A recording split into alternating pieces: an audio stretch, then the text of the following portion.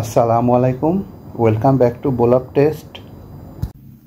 যে কোনো অকেশন বা মেহমান আপ্যায়নে একটি স্পেশাল ডেজার্ট হলো শাহি টুকরা, যেটা মুখে দেওয়ার সাথে সাথে গলে গেলেও এর অতুলনীয় স্বাদ মুখে লেগেই থাকে। আজ আমি আপনাদের দেখাবো পারফেক্ট শাহি টুকরা রেসিপি। তো চলুন দেরি না করে শুরু করা যাক। শাহি টুকরা বানানোর জন্য আমি কিছু পাউরুটির স্লাইস নিয়ে নিয়েছি। এই পাউরুটিগুলোর সাইডের অংশগুলো আমি এবার কেটে নেব। পাউরুটিগুলোর সাইড কেটে নেওয়া হয়ে গিয়েছে। এখন আমি চিনির শিরা তৈরি করে নেব। এর জন্য নিয়ে নিচ্ছি আধা কাপ চিনি এবং 1 কাপ পানি। এটা দিয়ে আমি একটা পাতলা শিরা বানিয়ে নেব। চিনির শিরা বানানো হয়ে গিয়েছে। এবার কিছু বাদাম কুচি করে রেখেছিলাম, যেগুলো ঘি দিয়ে ভেজে নেব। এবার কেটে রাখা পাউরুটিগুলো সেঁকে নেব। এখানে আমি পাউরুটি সেঁকে নেওয়ার জন্য ঘি ব্যবহার করেছি। পাউরুটিগুলো একটু লালচে করে ছেঁকে নিতে হবে। এখন শাহি টুকরার জন্য মালাই তৈরি করে নেব।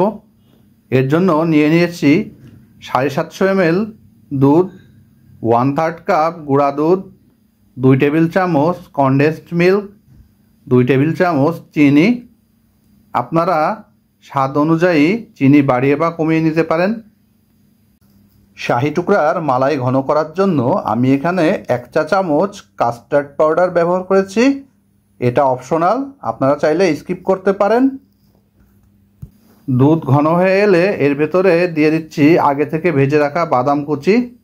এটা ভালোভাবে মিশিয়ে আর কিছু সময় নেড়ে চেড়ে আমি নামিয়ে নেব। আমাদের মালাই বানানো হয়ে গিয়েছে। এবার শাহি টুকরাগুলো সেট করবার পালা। সেঁকে নেওয়া পাউরুটিগুলো এবার চিনি শিরার ভেতরে একবার ভিজিয়ে উঠিয়ে নেব। পাউরুটিগুলো চিনি শিরার ভিতরে বেশি সময় ভিজিয়ে রাখা যাবে না। এই প্রসেসটা অবশ্যই সব কিছু ঠান্ডা করে নিয়ে করতে হবে, না হলে পাউরুটি ভেঙে যেতে পারে। আমি সবগুলো পাউরুটি ভিজিয়ে নিয়েছি। এবার এর উপরে আগে থেকে তৈরি করে রাখা মালাই দিয়ে দেব। এগুলো গার্নিশ করার জন্য এর উপরে দিয়ে দিচ্ছি আরও কিছু বাদাম কুচি। আমাদের শাহি টুকরা রেডি হয়ে গিয়েছে। এবার এই শাহি টুকরাগুলো ফ্রিজে রেখে দেব। এটা 1 ঘন্টা ফ্রিজে রেখে দিতে হবে। ফ্রিজে রেখে দিলে এর স্বাদ কিন্তু অনেক বেড়ে যায়। ঠিক 1 ঘন্টা পর আমি আপনাদের এটা দেখাচ্ছি। শাহি টুকরাগুলো দেখে নিশ্চয়ই আপনারা অনুমান করতে পারছেন এগুলো খেতে কত মজা হয়েছে।